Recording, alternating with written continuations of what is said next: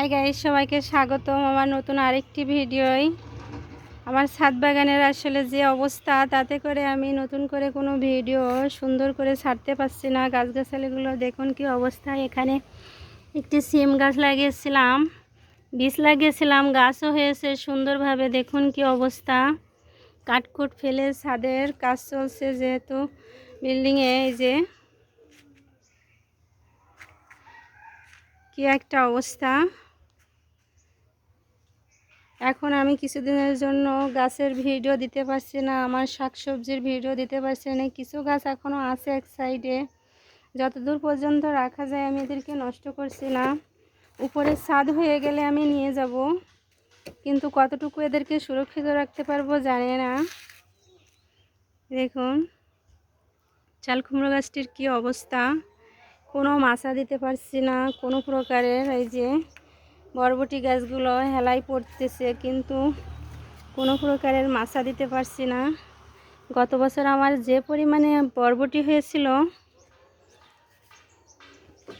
আমি আগের ভিডিও দেখিয়েছি যে আমার কি পরিমাণে বরবটি হয়েছিল। আর এপাশে দেখুন পুঁইশাক গাছ, পুঁইশাক গাছগুলোর কি অবস্থা। গাছ অনেক বড় হয়ে গেছে। আমি দেখুন কিভাবে এদেরকে রেখেছি, কোনো প্রকারে বাঁচিয়ে রাখা মতো অবস্থা। আর পেঁপে গাছগুলো দেখুন, এগুলো সম্ভবত কাটা পড়বে। যে পরিমাণে পেঁপে হয়েছে আমি ভাবতেও পারি না যে এগুলো কেটে ফেলতে হবে আমার। দেখুন এখানে বেশ কিছু গাছ আছে, ছয়টা পেঁপে গাছ আছে, কিন্তু দেখুন কি পরিমাণে পেঁপে হয়েছে। আর এই গাছে আমার কেটে ফেলতে হবে। আর এখানে যে কচু গাছ, ঘাটকুল গাছ কিভাবে আছে একটার পর একটা। কিছু পাতিলে তো আমি এখন লাগাতেই পারছি না। দেখুন সবচেয়ে কষ্ট লাগছে যে সিমের বীজটা লাগিয়েছিলাম, গাছ হয়েছে। গত বছর আমার কি পরিমাণে সিম হয়েছিল গাছে, কিন্তু এবছর কি হবে আমি এখনও জানি না। দেখুন গাছটার কি অবস্থা।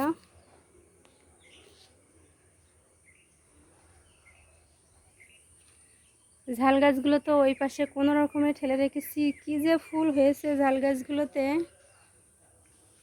কিভাবে যে যায় ওই পাশে। দেখুন তবু আপনাদের দেখানোর জন্য একটু কষ্ট তো করতেই পারি। দেখুন কি পরিমাণে মরিচ হয়েছে, গোলমরিচ।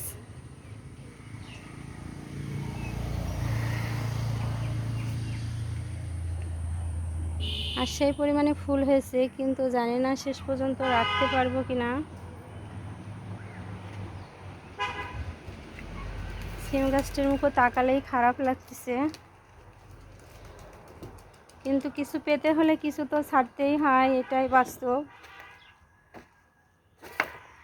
এপাশে ফুল গাছ, বেগুন গাছ, যা একটা অবস্থা, পরিষ্কারও করতে পারছি না। দেখুন যেখানে সবজি থাকে সেখানে কি পরিমাণে ঘাসকুটো জন্মে গেছে, কি অবস্থা আমার ছাদ বাগানের। সে কারণে আমি ছাদ বাগানের ভিডিও আপনাদের সাথে শেয়ার করতে পারছি না। কত বড় একটি চাল কুমড়ো হয়েছে, অনেকগুলো হয়েছিল, খাচ্ছি। যতদিন পর্যন্ত থাকে ততদিন পর্যন্ত রাখার চেষ্টা করব। এই যে বিল্ডিংয়ের কাজ চালাতে আমার এখন এই দুরবস্থা। এই যে কাঠ মারছে, ছাদ দেওয়ার পরে আমি গাছগুলো একেবারে দেরি করব না উপরে নিয়ে যাওয়ার জন্য, কারণ আমার অনেক ক্ষতি হয়ে যাচ্ছে আমার ছাদ বাগানের যে সবজি বাগানটা।